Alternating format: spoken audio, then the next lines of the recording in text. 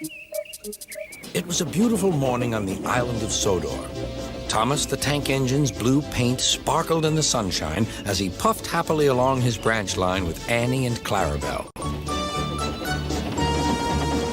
He was feeling very pleased with himself.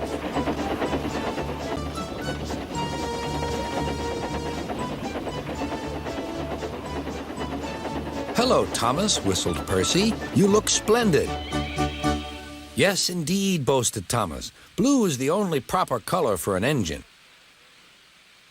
"Oh, I don't know. I like my brown paint," said Toby. "I've always been green. I wouldn't want to be any other color either," added Percy.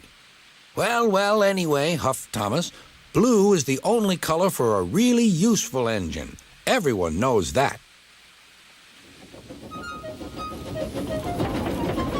Percy said no more. He just grinned at Toby. Later, Thomas was resting when Percy arrived. A large hopper was loading his freight cars full of coal. Thomas was still being cheeky. "Careful," he warned. "Watch out with those silly cars." Go on," muttered the cars. "And by the way," went on Thomas, "those buffers don't look very safe to me." The last load poured down. "Help, help," cried Thomas. "Get me out." Percy was worried, but he couldn't help laughing. Thomas's smart blue paint was covered in coal dust from smokebox to bunker.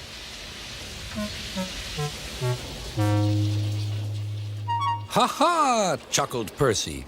"You don't look really useful now, Thomas. You look really disgraceful." "I'm not disgraceful," choked Thomas.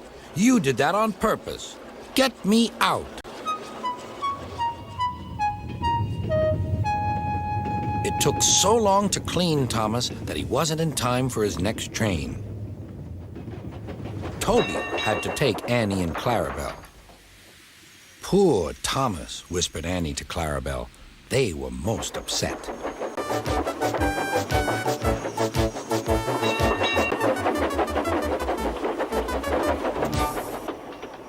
Thomas was grumpy in the shed that night.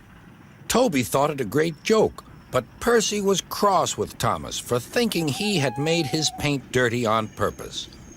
Fancy a really useful blue engine like Thomas becoming a disgrace to Sir Topham Hatt's railway. Next day, Thomas was feeling more cheerful as he watched Percy bring his cars from the junction. The cars were heavy and Percy was tired.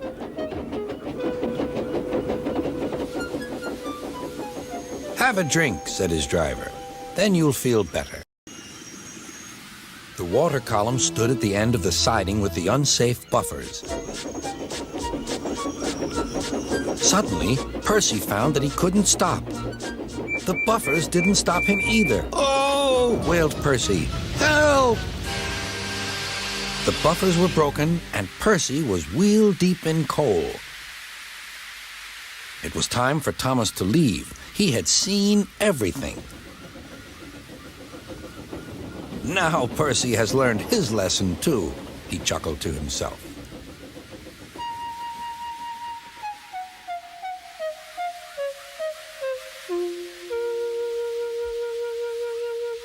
That night, the two engines made up their quarrel. "I didn't cause your accident on purpose, Thomas," whispered Percy. "You do know that, don't you?" "Of course," replied Thomas, "and I'm sorry I teased you. Your green paint looks splendid again, too. In future, we'll both be more careful of coal."